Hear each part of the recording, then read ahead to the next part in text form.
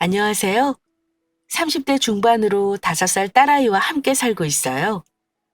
최근 이혼했는데 그 소식을 전하고 싶어 이렇게 사연을 전합니다. 열심히 산다고 살았는데 남의 편인 사람이랑은 도무지 살 자신이 없어 정리했답니다. 결혼이라는 게 그런 것 같아요. 둘이 사랑한다고 다가 아닌 거라는 거. 집안끼리 합쳐진다는 말도 이해하겠고, 나 혼자 열심히 살고 진심을 다한다고 그게 다가 아니라는 것도 알았어요. 아직 그렇게 나이가 많이 든 것도 아닌데 마치 도라도 튼 것 같이 말하니까 조금 당황스러우시죠? 제가 겪은 이야기를 들으시면 아마 고개가 절로 끄덕이면서 그랬구나 하실 거예요. 열심히 살았지만 결혼 끝이 원하는 결말이 아니라 조금 속상합니다. 그래도 아직 30대 중반으로 창창하니 지금이 끝은 아니겠죠? 제 하소연 끝까지 들어주시고 앞으로 남은 삶에도 많은 응원 부탁드려요. 예진아, 엄마는 예진이 있으니까 너무 든든하다? 엄마 혼자였다면 이 큰 사무실에서 혼자 무섭고 힘들었을 텐데 예진이 있어서 마음이 편하네. 엄마 1시간 안으로 일 끝낼게. 빨리 끝내고 집에 가서 만난 거 먹자. 야근이 있는 날이면 사내 어린이집에 있는 딸아이를 사무실로 데려와 장난감과 간식을 주고 옆에 앉혀놓고 남은 업무를 보았습니다. 저 맞벌이거든요. 사내 어린이집에 있는 회사들이 그렇듯 여자들이 결혼하고 아이 낳고 다니기에도 너무 좋은 조건이라 쉽게 내려놓을 수 없었어요. 서울에 35평 자가 있어도 은행 끼고 샀으니 신랑 혼자 벌어 외벌이로 갚는 건 사실 너무 힘들고 오래 걸리니까요. 이런저런 이유로 회사를 다니는데 야근이 있는 날이면 어김없이 딸아이를 사무실에 데리고 와 남은 업무를 마저 끝내야 했습니다. 어린이집은 7시까지 맡아주고 아무리 빨리 일을 끝내도 8시 30분을 넘기기 일쑤였거든요. 엄마. 힘내. 예진이 잘 놀고 있을게. 4살 무렵부터 회사 어린이집으로 함께 출퇴근한 딸아이는 생각보다 잘 적응하고 잘 따라왔습니다. 출퇴근하는 시간 함께 보낼 수 있고 점심시간에도 얼굴을 보고 지금처럼 야근을 할 때도 옆에 둘 수 있으니 저도 집 앞 어린이집을 보내 하루에 몇 시간 못 보는 것보다 낫다고 생각했어요. 어린이집에서 낮잠을 자기도 했고 출퇴근하는 버스 안에서 쪽잠을 자는 아이를 보면 이게 맞는 건가 싶었지만 바쁜 하루 일상에서 조금이라도 아이를 더 볼 수 있다는 욕심에 했는지도 모르겠네요. 왜 신랑이 아이를 데리러 못 오는지 궁금하실 수 있는데 신랑 회사와 집, 그리고 제 회사가 일직선으로 놓여 있어요. 집에서 각 회사까지는 1시간 정도 걸리는데 신랑 회사에서 제 회사까지 오려면 2시간. 신랑이 회사 끝나고 딸아이 데리러 제 회사로 오는 시간이면 저 역시도 업무를 마치고 퇴근하거든요. 오히려 신랑이 집에 가서 밥을 차리고 정리를 하는 게 서로를 위해 나은 현실이라 생각하고 지냈습니다. 예진아, 엄마 거의 끝나간다. 이제 10분이면 마무리될 것 같아. 기다려줘서 고마워. 엄마 끝까지 힘낼게. 아이와 함께하는 야근은 뭐라 할까요? 고맙기도 하고 미안하기도 하고 대견하기도 한 여러 가지 마음들이 교차했습니다. 엄마의 말을 철석같이 믿고 엄마 힘낼 수 있게 옆에서 지켜준다는 말이 든든하게 들리기도 했어요. 어린아이라 의자에 앉아 있는 것도 힘들다 싶을 테면 원터치 텐트를 펴고 바닥에 담요를 깔고 그 안에서 노는 환경을 만들어주기도 했습니다. 아직 어린아이니까 간식을 먹으며 놀며 기다리다가도 어느 순간 스르르 잠이 드는 모습들을 보면 빨리 열심히 살아서 더 나은 환경을 주고 싶다는 생각이 들기도 했고요. 세상의 모든 부모님이 그렇듯 더욱 치열하게 하루를 살게 만드는 원동력이기도 했으니까요. 그렇게 하루를 마감하고 집으로 가면 신랑은 저녁을 차려놓고 기다리거나 신랑도 늦는 날이면 집 앞에서 만나 외식을 하고 들어가고 그것도 아니면 회사 앞에서 딸아이와 간단하게 식사를 하고 들어가곤 했습니다. 엄마, 알았어. 내가 알아보고 전화할게. 끊어. 그러던 어느 날, 그날도 야근을 하고 들어가는 길이었습니다. 너무 늦을 것 같아서 회사 앞에서 저녁을 해결하고 집에 가면 그대로 씻고 잘 생각으로 현관문을 열고 들어갔는데 늦은 시간인데 신랑이 거실에 앉아 시어머님과 전화를 하는 소리가 들렸는데 제가 들어가니 급하게 전화를 끊는 거예요. 얼핏 에어컨 어쩌고 하는 소리를 들었는데 너무 급하게 대화를 종료하는 바람에 이렇다 할 내용을 듣지 못했어요. 에어컨? 어머님 에어컨 필요하시대? 아니, 엄마 집 거실에도 에어컨 있는데 뭐, 그냥 벽걸이라 약하니까 스탠드가 더 나으냐고 물으시더라고. 알아본다 했지 뭐. 혹시라도 내가 들은 게 맞나 싶은 생각도 들고 무슨 내용이길래 급하게 끊나 하는 궁금증이 생겼습니다. 그래서 들은 내용 중 한마디만 콕 집어서 신랑에게 물었죠. 그런데 신랑은 당황하는 것 같더니 이내 덤덤한 척 별일 아니라는 듯 말했습니다. 시어머님 댁 거실에 형님네가 결혼 초 사용했던 벽걸이 에어컨이 있는데 평소 대비 시원하지 못해 다른 걸로 교체했으면 하는 눈치인 것 같았어요. 사달라는 건지 구매하면 돈을 주겠다는 건지 애매모호해서 알 수 없었지만 별일 아니라는 것처럼 말하는 신랑 말에 저 역시도 별로 신경 쓰고 싶지 않았습니다. 빠르게 씻고 딸아이한테 잠자리 동화도 읽어주고 쉬고 싶었거든요. 의논할 일이나 큰돈 들어가는 건 상의하겠지 싶은 마음도 있었습니다. 각자 벌이가 있다 보니 대출금, 생활비, 육아에 관한 지출 등 공동으로 지출해야 하는 목록을 제외하고 각자 관리하고 있었거든요. 맞벌이하는 부부들을 보면 각자 용돈 얼마씩 분담하고 나머지는 저축한다는데 그렇게 팍팍하게 살면 서로 스트레스일 것 같아 대출받아 집을 매매할 때 30년 납이 아니라 10년으로 진행했어요. 각자 월급에서 조금 빠듯하다 싶게 분납금을 내면 그 나머지는 사용해도 될 것 같았거든요. 그래서 사실 에어컨 이야기가 들려도 크게 마음 쓰고 싶지 않았습니다. 자기가 알아서 하겠지라는 마음도 조금 있었던 것 같고요. 어머님, 에어컨 바뀌었네요. 올여름 더위 걱정 없으시겠어요. 그래, 그렇지 않아도 니네 아빠 덥다고 여름마다 난리셨는데 이제 에어컨 커졌으니 걱정 없다. 그 일이 있고 한 달쯤 지났을까요? 주말에 시댁에 갔는데 에어컨이 바뀌어 있었습니다. 시댁 형편상 새로 구매하지 않았다는 것 정도는 알고 있었어요. 시아버님이 공공근로로 생활비를 겨우 벌고 계셨거든요. 그마저도 인원에 포함 안 되는 계절이면 나라에서 주는 돈으로 생활하시는데 스탠드 에어컨을 살 수 없죠.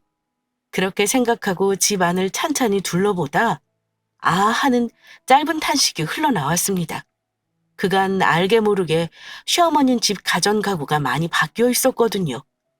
전에는 그냥 그런가 보다 하고 별다른 생각을 안 하고 넘겼는데 이제 생각해보니 매번 신랑이 바꿔드린 거였어요. 벌이가 따로 없으신데 매번 예진이한테 용돈 10만 원씩 주시는 것도 신랑이 용돈을 따로 주는구나 깨닫게 된 셈이죠. 참 웃기죠. 그동안 신랑이 월급에서 남는 돈을 어떻게 사용하는지 궁금하지도 않고 크게 신경도 안 썼는데 그날 그 전화 한 통화로 모든 내막을 알게 되었으니 말입니다. 자기야, 이번 주말에 예진이랑 집에 내려갔다 오려는데 당신 시간 괜찮아? 나? 이번 주말? 어쩌지? 상사들이랑 골프 약속 있어서 접대차 가봐야 할 것 같은데. 급하게 잡느라 라운딩 예약이 저녁 시간밖에 안 돼서 시간이 어정쩡할 것 같아. 끝나면 저녁 먹고 술 먹고 뻔한 스토리 알잖아. 진짜 승진하려면 이 나이에도 상사 눈치 봐야 하고 회사 생활 힘들다 힘들어. 본가는 끔찍이 챙기는 신랑이지만 친정 이야기가 나오면 알게 모르게 회피하는 성향이 강했어요. 지금 이렇게 하소연하러 신랑이 하는 말을 고스란히 옮겨 적음을 생각하니 제가 뭐라고 할까봐 본인도 하기 싫은데 승진을 위해 사회생활을 위해 어쩔 수 없다고 미리 오버를 해서 말했다는 걸 알았네요. 그때는 저 역시도 사회생활을 하고 그 마음을 아니까 주말에도 불려가는 게 안타깝다 생각했어요. 사실 여자들도 승진하거나 인정받으려면 회사에서 임원들과 관계를 돈독히 해야 하는데 꼭 회사 임원들은 골프 등산 같은 운동을 좋아하고 주로 주말에 했으니까요.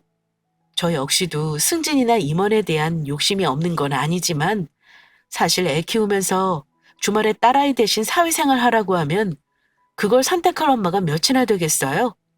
저렇게 말하는 신랑에게 친정을 챙기지 않아 조금은 서운하지만 내가 챙기면 되고 내가 못한 사회생활 신랑이라도 잘해서 승진도 하고 임원도 달고 했으면 하는 바보 같은 생각을 했네요. 그때는 말이죠. 이서방은 주말인데도 일해? 잡대 골프 치러 필드 나갔지 뭐. 임원들은 이렇게 또 주말에 샤바샤바 하는 직원 예뻐하니까. 프로젝트라도 하나 더 맡아서 승진에 유리하려면 눈도장 찍어야지 뭐. 친정엄마는 매번 신랑이 오지 못하는 게 서운한 눈치였지만 내색은 하지 않으셨어요. 맞벌이로 둘이 살기 빠듯한 거 아시니까 남자들 주말에 그렇게 숨통 트이게 안 하면 바람 필 수도 있고 딴 생각한다고 말이에요. 엄마한테 그런 소리가 어딨냐고 핀자를 줬지만 한편으로는 내 부모 내가 잘하면 된다 생각했던 것 같습니다. 결혼하고 7년 동안 그렇게 살았는데 이제 와서 신랑이 친정 가는데 따라간다고 하면 저도 친정엄마도 오히려 불편할 것 같았거든요. 그렇게 친정에서 토요일 하루 보내고 일요일 아침 먹고 집으로 돌아갔어요. 자기야, 내일 늦게 끝나? 내일 엄마 서울 올라오신다는데 간만에 호텔 디너 예약하려고. 어머님이? 왜? 왜긴 대학병원 진료받으러 오셨다가 돌아가기 힘드니까 저녁 드시고 하루 자고 가라고 했어. 씻고 집안 정리를 하려는데 신랑이 급작스럽게 말하더라고요. 내일 월요일 늦게 끝나느냐고 말이에요. 아니라고 말하자 어머님이 내일 진료받으러 서울 오셨다가 집에 오시기로 했는데 간만에 엄마 집에 오시니까 외식하자고 말입니다. 순간 좀 서운했어요. 예전에는 그러려니 생각하고 넘겼던 작은 일상인데 하나둘 의식하기 시작하니까 차별을 해도 이건 너무 차별한다 싶었거든요. 저희 친정엄마도 지방 사셔서 서울로 정기 진료 받으러 오시는데 그때마다 바로 당일에 내려가시고 단 한 번도 집에 오라는 소리 안 하더니 시어머님한테는 매번 정기 진료 받고 내려가시는 거 힘드니 집에 와서 하루 자고 가라고 말했어요. 그리고 이렇게 시어머님 오시는 날은 호텔 디너 예약하고 온 가족이 외식하는 날이었죠.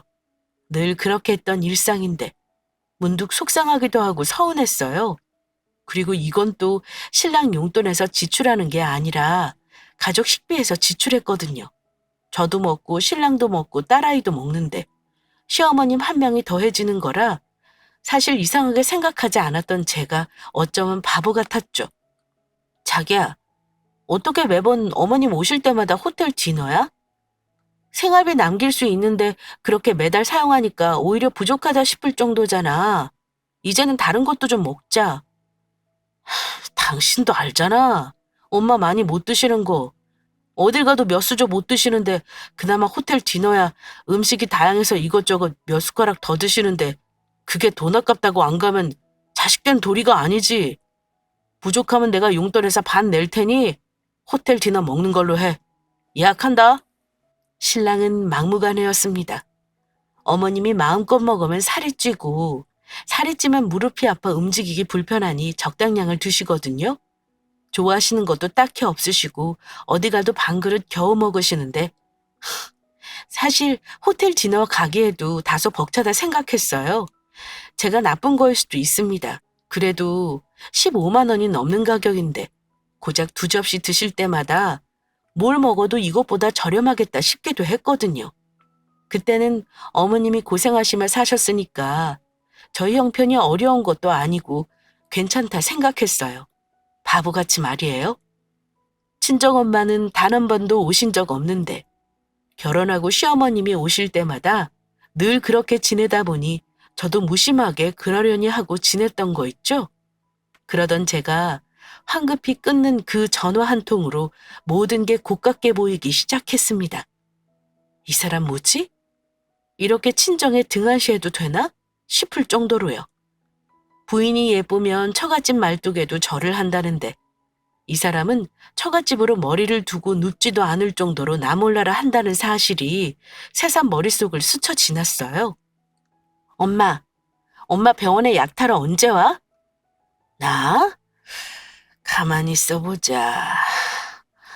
엄마 다음 주에 병원 가는 날이네. 왜? 엄마는 딸이 어떻게 사는지도 안 궁금해? 어쩜 한 번을 집에 안 와? 너 바쁘잖아. 예진이랑 출퇴근하느라 정신없는데 나까지 가면 챙길 사람 더 늘고 내가 아무리 이것저것 한다 해도 따로 살기 시작하면 그것도 다 부담이야. 엄마는 우리 딸 힘들까봐 못 가는 거지. 대신 네가 집에 내려오잖아. 그럼 됐지 뭐. 시어머님과 호텔 디너를 간다는 소리에 저 역시도 친정엄마 모시고 한번 가고 싶었어요. 이제서야 정신 차렸다 할 수 있지만 사실 어쩌다 한번 가는 건 저도 크게 돈 아깝다 생각 안 할 것 같습니다. 한 끼 15만 원이 넘는 식사를 온 가족이 할 정도로 여유 있는 형편도 아니거든요. 그래도 1년에 한두 번은 생일 결혼기념일 정도에 갈 수 있다고 생각했는데 매번 어머님 오실 때마다 3개월에 한 번은 갔던 사실이 떠오르면서 우리 엄마도 맛있는 음식 고급스러운 분위기 좋아한다고 울컥 생각이 들었습니다. 그래서 엄마한테 언제 병원에 진료받으러 오냐고 전화했죠. 다음 주에 온다는 소리에 집 매매할 때 한 번 오고 지난 3년간 오지 않았던 사실이 떠올라 괜히 엄마에게 화풀이 했어요. 딸 자식 어떻게 사는지 궁금하지도 않냐고, 어떻게 한 번은 안 오냐고 말이에요. 엄마는 호호 웃더니 내 딸 힘든 거 보기 싫으니까 안 왔다 하시네요. 제 속도 모르고 말입니다. 대신 전화하면 되고 예진이랑 통화할 때 화상전화 하니까 된 거지라고 또 웃으셨습니다. 엄마, 그러지 말고 이번에 병원 갔다 하루 자고 가. 뭘 자고 가? 이서방 불편하게. 뭐가 불편해? 여기가 이서방 집이야? 내 집이기도 해. 똑같이 집값 갚고 있는데 네 집 내 집이 어딨어? 하루 자고 가라는 제 말에 엄마는 신랑이 불편하다고 한사코 거절하셨어요. 결혼한 지 7년인데 얼마나 사위가 살갑게 굴지 않았으면 하루 자고 가는 게 불편할까 싶었죠. 그동안 맞벌이로 살며 딸아이 케어하고 정신없게 살아서 단 한 번도 이상하다, 서운하다 생각하지 않았던 것들이 하나둘 물밀듯 밀려오기 시작했습니다. 어디부터 잘못된 걸까 하고 말이에요. 똑같이 일하고 딸아이 케어는 거의 제 몫이고 저는 시댁 챙기는데 신랑은 친정 안 챙기는 이 현실이 너무 서글펐어요. 이제라도 똑똑히 정신 차리고 친정 엄마도 챙기고 시댁에도 적당히 해야겠다 싶었습니다. 신랑이 저 모르게 시댁에 챙기는 돈들이 많은 것도 알고 있으니 생활비를 더 걷던 다른 수를 써야지 안 되겠다 생각했어요. 사실 시부모님 형편이 넉넉하지 않으니 조금이라도 용돈을 드린다 했으면 크게 거절하진 못했을 것 같아요.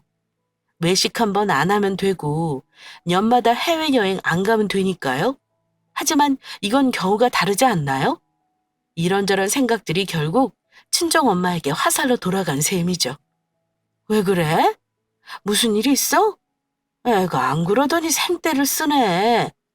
알았어. 엄마 토요일 오전 진료니까 약만 타고 너네 집으로 갈게. 가서 점심 먹고 이야기 좀 하다 집에 가면 되겠다. 엄마는 끝까지 안 자고 오후에 집으로 내려가신다 했습니다. 엄마 담당 교수님이 해외 연수 갔다 오느라 빠른 일정이 토요일 오전밖에 없다고 하시더라고요. 알았다고 대답하고 신랑에게 친정엄마 오는 거 이야기할까 싶었는데 이야기 안 하기로 했어요. 이야기하면 없던 약속도 만들어 나가지 싶었거든요. 사정하는 것도 싫고 이제라도 조금씩 친정엄마랑 신랑이 만나는 시간을 늘려 친해지게 하고 싶었습니다. 적어도 딸 집에서 하루 자고 가는 게 사위 어색하고 눈치 보여서 간다는 소리 못 하실 정도로요. 그렇게 친정엄마가 오는 주말 아침이 되었습니다. 오늘 점심 뭐 먹을까? 점심? 30분 있으면 엄마 오신다고 했으니까 엄마 오면 생각해보지 뭐. 뭐? 장모님? 장모님이 갑자기 왜? 왜는? 왜? 못 올 때라도 와? 아침에 전화하니까 병원이라고 해서 진료 끝나고 내려가신다길래 집에 와서 점심이나 먹고 가자고 했어. 그랬으면 말을 해야지 말도 안 하고. 지금 말했잖아. 어차피 엄마 점심만 드시고 가신다는데 우리 식사할 때 같이 하는 거니 크게 문제 없잖아. 물딱 지났던 마음이 쉽게 가라앉지 않았는지 신랑에게 예쁘게 말이 안 나오더라고요. 신랑은 장모님이 오시면 말을 하지 그랬냐고 하는데 사실 오후에 예진이랑 공원에 산책 갈 생각에 아침에 일어나 다 씻고 외출 준비 마치고 있었으니 크게 상관없는 거 아닌가요? 편하게 파자마 옷차림으로 있었다면 30분 전에 이야기하는 게 부담될 수 있지만 외출할 준비도 마쳤고 점심을 시켜 먹을지 나가 먹을지 이야기 나누던 중이라 크게 상관없다 생각했습니다. 평소라면 알았다고 넘길 신랑이 웬일인지 구시렁대며 뭐가 마음에 안 드는지 앉았다 일어났다 핸드폰을 들여다보다 내려놓다 우왕좌왕 하더라고요. 그러던지 말던지 신경 쓰고 싶지 않아 점심에 뭐 먹을지 근처 맛집도 알아보고 친정엄마가 좋아하는 메뉴로 찾아봤습니다. 친정엄마한테 호텔 런치라도 사주고 싶었는데 엄마가 끝나고 오는 시간이랑 너무 빠듯해서 여유 있게 식사하지 못하니 다음에 하지 뭐 하는 생각으로 집에서 먹거나 근거리로 이동할 생각이었어요. 이서방, 잘 지냈는가? 장모님 오셨어요. 병원에서는 뭐래요? 건강하시대요? 응, 늘 같지 뭐. 이상 없다고 6개월 후에 또 모자른 거지. 엄마는 3년 전 대장 내시경을 했는데 직장 끝에 큰 용종들이 많았어요. 조직 검사를 했는데 아직 암이 아니지만 암으로의 변이 가능성이 있다고 하더라고요. 용종을 제거했지만 이렇게 이상 변화 가능성 있는 용종은 또 재발하고 그렇게 반복적으로 제거하다 어느 순간에 돌연변이로 암이 될 수 있다 하셨어요. 아무래도 연세가 있다 보니 암으로 변이 되는 순간이 3년, 5년, 10년 예측할 수 없고 혹시라도 그렇게 된다면 그때 수술하고 항암 치료받긴 체력적으로 부담이 된다 하셨습니다. 결국 문제가 되는 직장 끝부분을 절제하는 수술을 진행했어요. 문제가 되는 부분을 절제하면 위험성이 줄고 그나마 젊을 때 수술하는 게 견디는 것도 빠르다고요. 그렇게 진행하고 나니 정기적으로 대학병원 검진을 받으며 건강관리를 하고 있었거든요. 다행히 다시 발생하지도 않고 의사 선생님 말대로 회복도 빨랐어요. 한 해 한 해 엄마 체력이 달라지는 걸 보며 그때 안 했으면 어쨌을까 싶기도 했고요. 어쨌든 그런 엄마를 집에서 보니 또 새롭더라고요. 무엇을 먹을까? 엄마 앉으면 이야기해야지 하고 거실로 안내하고 물 한 잔 들어 주방으로 갔는데 거실에서 신랑 목소리가 들렸습니다. 장모님, 아직 식사 못 하셨죠? 응, 아직 식사 못 했지. 조아가 점심 먹자고 불렀으니 여기서 먹고 가려고. 잘 오셨어요, 장모님. 저희 아파트 단지 앞에 새로운 중국집이 오픈했는데 거기 간짜장이 정말 맛있어요. 탕수육도 찹쌀이 살짝 들어가 더 바삭하고요. 점심 간짜장 괜찮죠? 짬뽕은 지난번 먹어보니 너무 맵더라고요.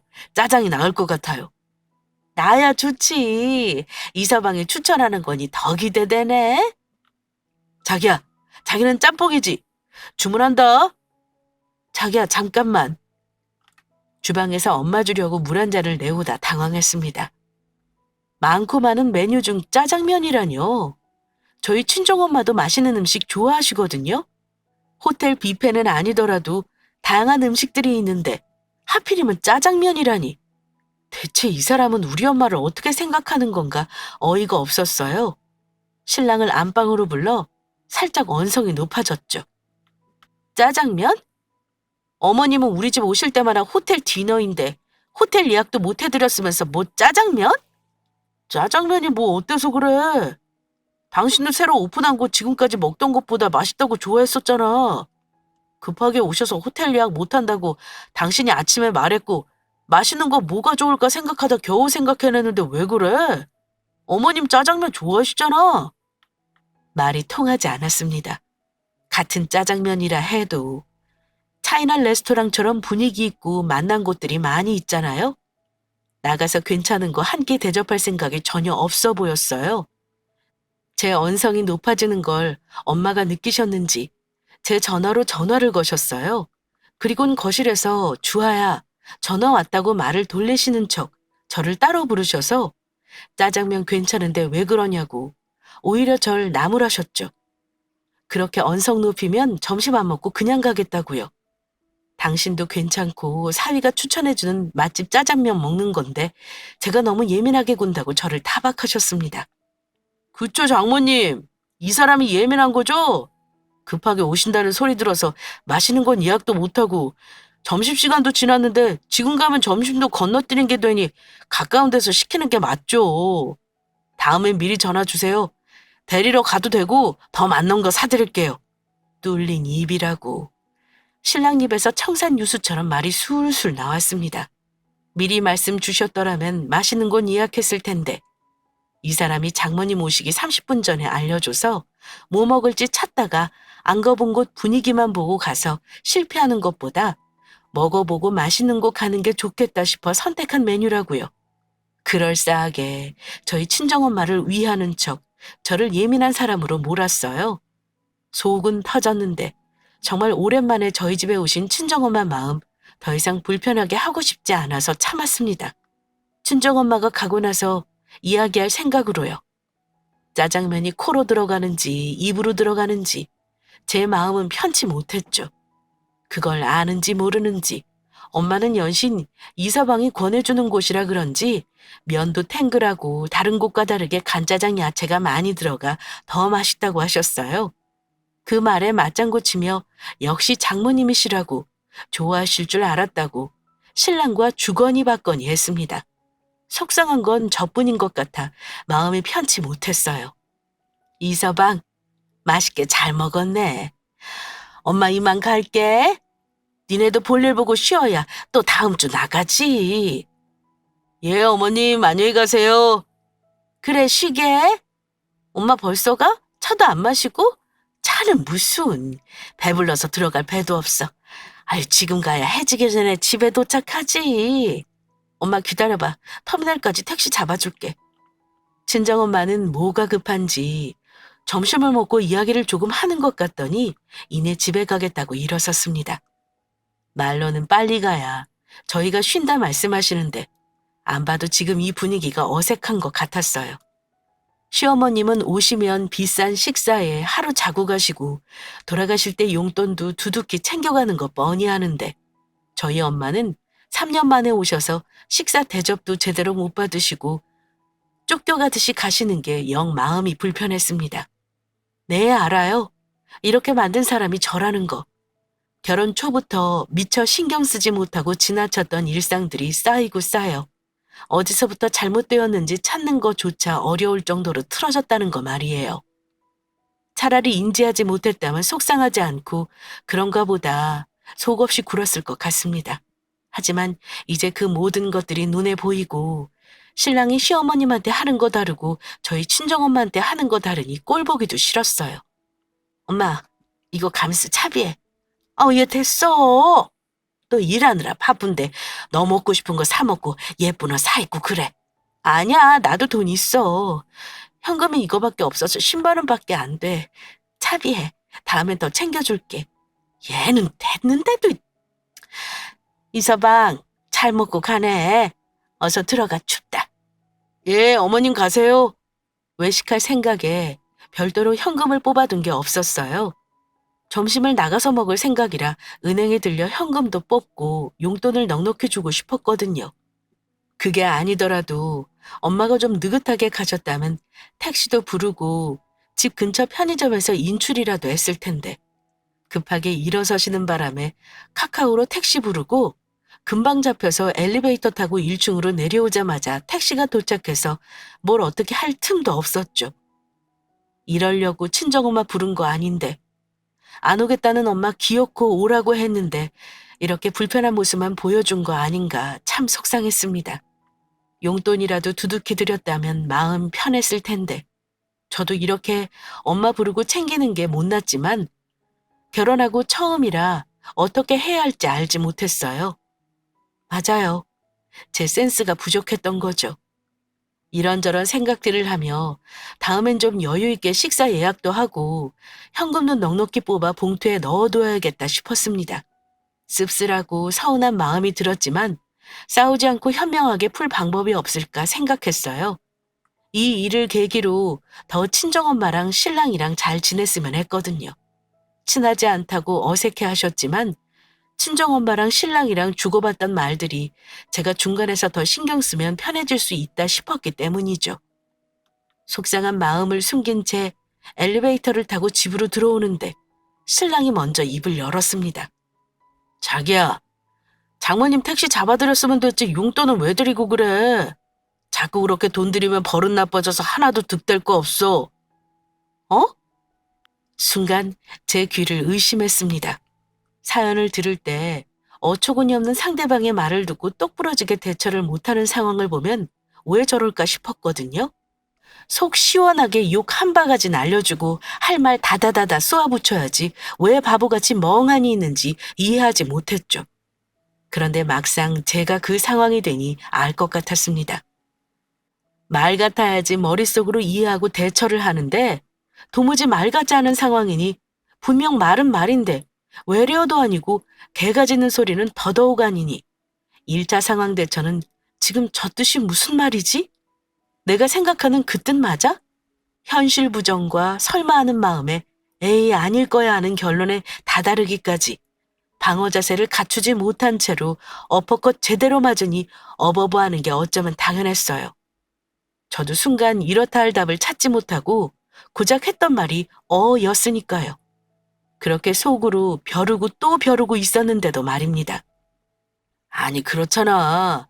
장모님 자주 안 오셨는데 그렇게 용돈 드리면 버릇 나빠져서 혹시나 또 주려나 또 오시고 버릇만 나빠지는 거지.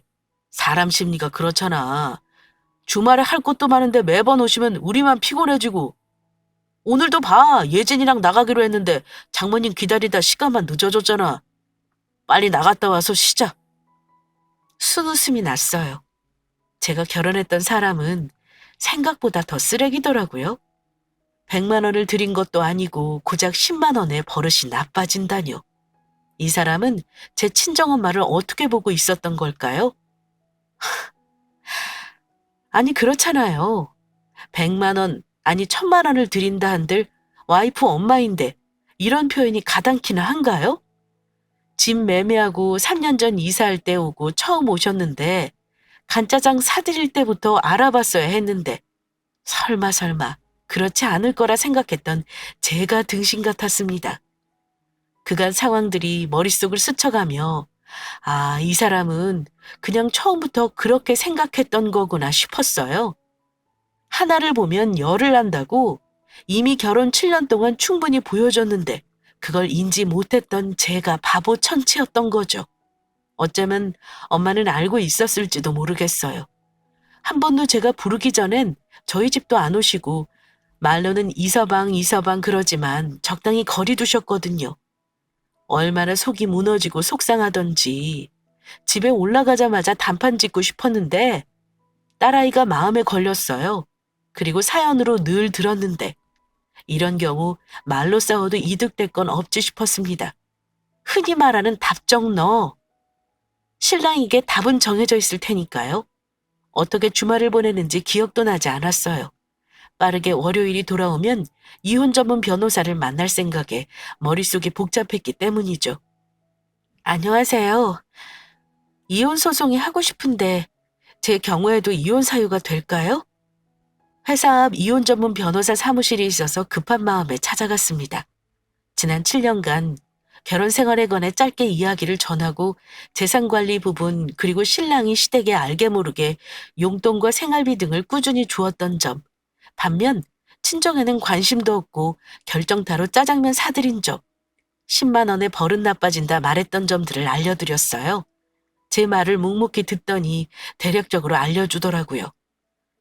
이 경우는 이혼 사유는 충분합니다. 특히 결혼하고 맞벌이를 꾸준히 하셔서 재산에 기여하는 부분도 상당해요. 오히려 신랑분은 시댁으로 생활비나 보조금을 지원했기 때문에 분할한다 하면 비중이 줄어들 거고요. 아이에 대한 부분은 어떻게 하실 생각이세요? 양육권도 원하시면 가져올 수 있습니다. 하지만 대부분 이런 경우 신랑이 흔쾌히 인정하고 재산을 분할해주는 경우는 드물어요. 이혼 사유도 명확하게 이해하고 받아들인 경우는 더더욱 없고요. 물론 통보야 합의 이혼하는 게 가장 이상적이지만 재산을 더 가져오시려면 재산분할 소송으로 진행하는 게 유리할 것 같습니다. 열심히 산 보람이 다른 곳에서 나오더라고요. 악착같이 딸아이 손잡고 출퇴근하고 신랑이 대출금 갚는 만큼 저 역시도 함께 내며 버텼던 지난 7년. 그리고 재산분할 소송 시 유리하게 작용했습니다. 양육권 역시 맞벌이를 하면서도 제가 데리고 출퇴근해서 저에게 더 유리했고요. 빠르게 진행하고 싶다는 말을 남기고 이혼 변화 사무실을 나오니 착잡했습니다. 친정엄마를 집으로 부르기 전까지만 해도 달라질 수 있다 생각했는데 너무 이혼까지 일사천리로 진행하는 것 같아 인생이 조금 서글프게 느껴졌거든요. 회사를 다닐 마음도 없이 일주 정도 휴가를 냈어요. 바쁘게 살면 뭐 하나 싶기도 했고 그동안 저 따라서 회사 다니느라 바빴던 딸아이와 온전히 시간을 보내고 싶기도 했어요. 마음을 정리하고 짐도 정리할 겸 집에서 이틀 정도는 꼼짝 안 하고 쉬는데 이혼 서류가 회사에 도착했는지 점심시간 불이 나게 집으로 들어왔습니다. 주아야, 이게 뭐야? 이혼이라니? 보이는 그대로야. 주아야, 내가 잘못했어. 우리 함께 힘들게 살았는데 이렇게 이혼하면 나는 하나도 남는 게 없잖아. 장모님 용돈 때문에 그래? 내가 아무 말 안 할게. 제발 다시 생각해줘. 역시 신랑은 뭐를 잘못했는지 알지 못했습니다. 그리고 신랑이 이렇게 싹싹 비는 이유도 알죠. 아파트를 저에게 명의 이전하거나 아파트 명의를 반으로 나누더라도 양육비를 납부하거나 해야 하거든요. 아파트를 넘기면 앞으로 예진이가 성인이 될 때까지 매달 보내야 하는 양육비가 면제된다는 조건을 내걸었습니다. 무엇을 하던 신랑에겐 득이 되지 않으니 이렇게 싹싹 비는 게 당연했어요. 하지만 저는 이미 마음이 식었으니 다시 되돌릴 마음이 없었습니다. 나는 엄마가 우리 집에 오시기 전만 해도 잘해볼 생각이었어. 지난 7년간 당신이 어머니께 용돈 드리고 가전 가구 다 바꾸어 드렸어도 똑똑하게 내 부모 못 챙긴 내 탓했지 당신 탓하지 않았거든? 그런데 엄마가 오고 당신이 우리 엄마한테 하는 꼴을 보니 이건 내 탓만큼 네 탓도 있더라? 꼴랑 10만 원에 우리 엄마 버릇 운운할 정도면 네 인성 바닥인 것도 드러났으니 더 이상 살 이유가 없어. 그래도 그간 살았던 정을 생각해 선택 여지는 줬으니 둘 중 하나로 결정해서 서로 넘겨. 그렇게 이야기하고 싸두었던 짐을 가지고 집을 나왔습니다. 신랑은 아파트 가격을 6대4로 가져가고 양육비를 납부하는 쪽으로 결정했습니다. 더 따지고 들면 제가 더 유리하다고 이혼 전문 변호사가 알려줬지만 길게 끌고 싶은 마음 없었어요. 손해보지 않는 선에서 빠르게 끝내고 싶은 마음이었거든요. 그렇게 샀던 아파트는 정리하고 제가 6, 전 남편이 4 가져갔습니다. 그리고 매달 예진이 양육비로 100만 원 조금 넘게 들어오고 있고요. 소송에서 받은 금액으로 회사 근처 34평 아파트를 매매했습니다. 아이랑 둘이 살 거라 큰 거 필요 없고 회사와 가까우면 아이도 덜 힘들 테니 이런저런 조건들을 보고 결정했어요. 이 모든 일들이 불과 2달 만에 벌어진 일이라면 믿어지세요? 저도 그럴 거라 생각지 못했는데 한순간에 판도라 상자가 열려버리니 감당하기 힘든 수준으로 일이 커지더라고요. 혹시 둘 사이에 문제가 없다면 참고 살지라고 생각하시는 분 계신 거 아니죠? 하나를 보면 열을 한다고 저를 생각했다면 저희 엄마도 챙겼어야 한다고 생각해요, 전. 그냥 전 남편한테 전 아이를 키우고 집을 사기 위한 동업자, 그 이상도 이하도 아니라는 생각이 들었거든요. 결혼하고 7년 동안 시어머님한텐 맛있는 거에 망설임도 일도 없었는데 10만 원에 버릇 나빠진다는 표현 쓰는 거 보면 말 다 했죠. 걱정하시는 분들도 계실 것 같은데 의외로 속 시원해요. 앞으로 엄마 챙기고 딸내미 보고 그리고 눈치 안 보고 제 자신도 돌아보려고요. 뭐 그리 바쁘다고 신랑 시댁, 아이 이렇게 셋만 보고 달렸나 몰라요. 오늘 저녁은 엄마한테 호텔 디너 예약했다고 늦지 않게 올라오시라 했어요. 저녁 먹고 저희 집에서 자고 그동안 못했던 효도 실컷 하려고요. 이제라도 정신 차린 거 잘했다고 칭찬해 주실 거죠? 끝까지 읽어주셔서 감사합니다.